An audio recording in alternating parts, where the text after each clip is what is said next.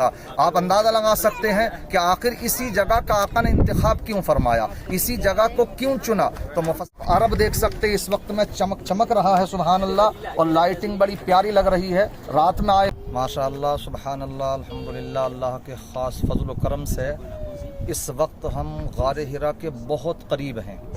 یہاں پر غار حرا سے متصل ہی تھوڑی سی جگہ ہے، کافی لوگ یہاں پر بیٹھے ہوئے ہیں، آپ دیکھ سکتے ہیں۔ یہاں پر تھوڑا رات کا وقت ہے، یہ عشاء کا وقت ہو چکا ہے، اس لیے آپ دیکھ رہے ہوں گے یہاں پر نظارہ آ رہا ہے، مگر لوگوں کی تصویریں کم آ رہی ہیں۔ بہرحال یہ بڑا حسین وقت ہے، یہاں پر لوگ بیٹھے ہوئے ہیں اور یہاں کے بارے ہی میں ذکر و اذکار کر رہے ہیں، بڑا اچھا لگ رہا ہے۔ غار حرا کے تعلق سے آپ سب جانتے ہیں کہ یہ وہ پہاڑ ہے جس کو جبل نور بھی کہا جاتا ہے اور اس کو جبل حرا بھی کہا جاتا ہے۔ اسی کے اندر جو غار ہے جس میں پیارے آقا صلی اللہ تعالی علیہ وسلم نبوت کا اعلان کرنے سے پہلے چند دنوں کے لیے یہاں پر آتے، راتوں رات عبادتیں کرتے اور یہاں پر عبادتیں کرتے۔ تو یہ وہی جگہ ہے الحمدللہ کہ نبوت کا اعلان کرنے سے پہلے پیارے آقا صلی اللہ تعالی علیہ وسلم نے یہاں پر بہت عبادتیں کی ہیں، اور سب سے پہلی وحی جو نازل ہوئی ہے تو وہ یہاں پر ہی اس غار میں حضرت جبریل علیہ السلام لے کر کے حاضر ہوئے، سبحان اللہ۔ آپ جانتے ہیں وہ ابتدائی 5 آیتیں جو کہ سورہ علق کی ہیں، اعوذ باللہ من الشیطان الرجیم، بسم اللہ الرحمن الرحیم، اقرأ بسم ربک الذی خلق، خلق الانسان من علق، اقرأ وربک الاکرم، الذی علم بالقلم، علم الانسان ما لم یعلم۔ یہ وہ 5 آیتیں ہیں جو حضرت جبریل علیہ الصلاۃ والتسلیم پیارے آقا صلی اللہ تعالی علیہ وسلم کی بارگاہ میں لے کر کے حاضر ہوئے، سبحان اللہ۔ ہم یوں کہہ سکتے ہیں کہ پہلی وحی بھی یہاں پر نازل ہوئی ہے، اور آقا کریم صلی اللہ تعالی علیہ وسلم پر جو وحی نازل ہوئی ہے، اگر ہم اس کے پہلے جملے کو دیکھیں تو اس میں کہا گیا اقرأ بسم ربک الذی خلق، محبوب پڑھیے اس رب کے نام سے جس نے کہ آپ کو پیدا فرمایا ہے۔ تو یہاں پر پڑھنے کا حکم دیا جا رہا ہے۔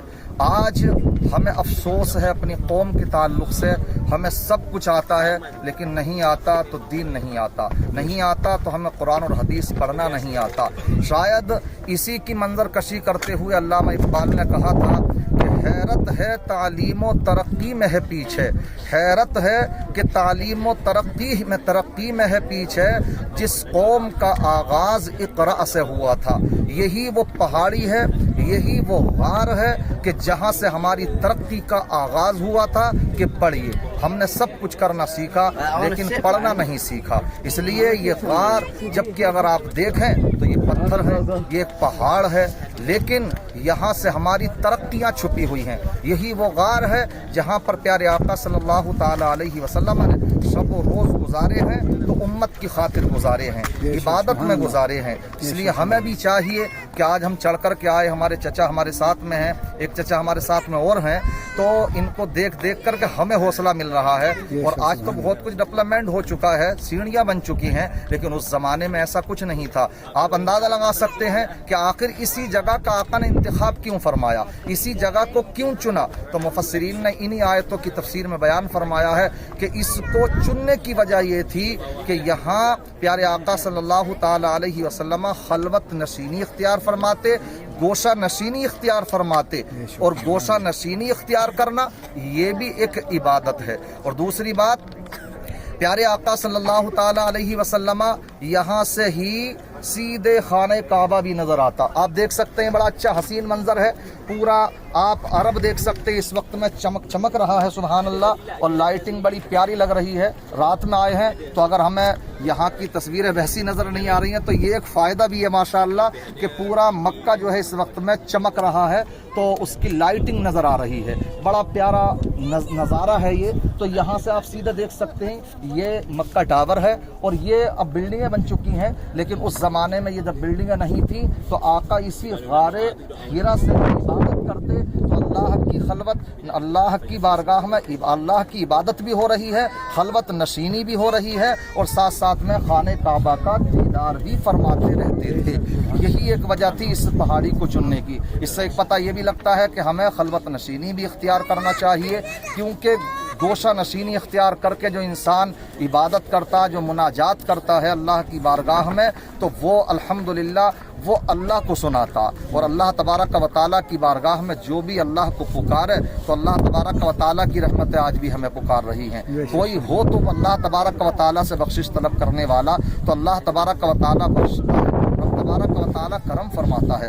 اس لیے یہاں ایک پیغام ہمیں یہ بھی ملتا ہے کہ ہم اپنے عبادتیں کریں، اپنے دکھ درد بھی۔ آج کا زمانہ وہ ہے کہ دوسرے لوگوں سے نہ سنایا جائے۔ لوگوں کے معاملات تو یہ ہیں کہ اگر پریشانی سنائے تو ساتھ ساتھ میں دل میں خوش ہوتے ہیں اور ہونٹوں کو چٹکاتے جاتے ہیں اور لاہول پڑھتے جاتے ہیں، جبکہ اگر یہ لوگوں کو سنائے دکھ درد تو آپ کی ان پریشانیوں پر خوش ہوتے نظر آتے ہیں اور سوچتے ہیں اب آیا ہوں اس پہاڑ کے نیچے۔ مگر یہی اللہ کی بارگاہ میں اگر تنہائی کے ساتھ ہم عبادت کریں، راتوں کو اٹھ کر کے اللہ کو اپنا دکھ سنائیں، تو وہ رب تبارک و تعالیٰ ضرور ہماری پریشانیوں کا خاتمہ فرماتا ہے۔ تو ماشاءاللہ ہماری بڑی خوش نصیبی ہے، اس جگہ ہم آئے ہیں، ہم دعا کرتے ہیں اللہ تعالیٰ سب کو یہاں کی سعادت نصیب فرمائے، ہمیں بھی بار بار یہاں کی حاضری نصیب فرمائے۔ انشاءاللہ اب اس کے بعد میں ہم آپ کو غار ہیرا ہی کا منظر دکھائیں گے۔ اس کا میں نے پس منظر، اس کی مختصر سی تاریخ میں نے آپ کے سامنے بیان کر دی۔ اللہ تبارک و تعالیٰ ہماری حاضری کو قبول فرمائے، جو بھی ہم نے عمرے کیے، عبادات کی ہیں، طواف کیے ہیں، سب ہماری جملہ عبادات کو قبول فرمائے، اور اس کے صدقے میں ہم سب کے مرحومین کی بخشش و نجات فرمائے، کل امت مرحومہ کی بخشش و نجات فرمائے۔ رب تبارک و تعالیٰ ہمارے بیماروں کو شفا عطا فرمائے، ہمارے ملک میں عالم اسلام میں امن و سکون قائم فرمائے۔ جن حضرات نے بھی دعا کے لیے کہا ہے سب کی جائز مرادوں کو پورا فرمائے۔ آمین بجاہ النبی الامین۔ السلام علیکم ورحمۃ اللہ وبرکاتہ۔ تو ماشاءاللہ اب ہم اس جگہ پر آ چکے ہیں، غار ہیرا ہے، رات کا وقت ہے، ہمارے بہت سے احباب ہیں یہاں پر، جو لائن لگ رہی ہے نماز پڑھنے کے لیے یہاں پر۔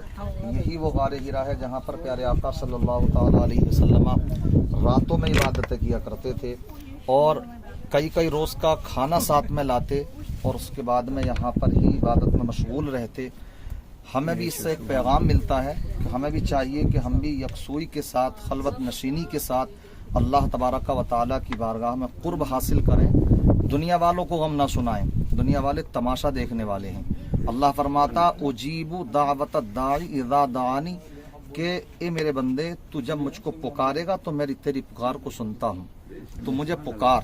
اس لیے ہم اللہ سے مانگیں، محبوب بندوں کے صدقے میں مانگیں، امام الانبیاء سید الانبیاء کے صدقے میں مانگیں۔ اور آج ہمیں یہ احساس ہوا، کل غار سور پر گئے تھے، 12 ربیع الاول ہے اور اسی کی شب ہے، بڑی مبارک شب ہے، اور آقا نے شب ہی میں عبادت کی ہے۔ الحمدللہ ہمیں یہ سعادت بھی حاصل ہوئی۔ بہت سے یہاں پر احباب موجود ہیں، لائن لگی ہوئی ہے، نفل نمازیں پڑھ رہے ہیں، تو اس سے ماشاءاللہ یہ ہمیں سعادت حاصل ہوئی ہے کہ الحمدللہ کہ رات ہی کے وقت میں آقا بھی عبادت کیا کرتے تھے، اور ہمیں بھی الحمدللہ رات کے وقت میں نفل نماز پڑھنے کی سعادت حاصل ہوئی ہے۔ میں رب تبارک و تعالیٰ کی بارگاہ میں دعا کرتا ہوں، رب تبارک و تعالیٰ سب کو یہاں کی حاضری نصیب فرمائے اور یہاں کی سعادت نصیب فرمائے۔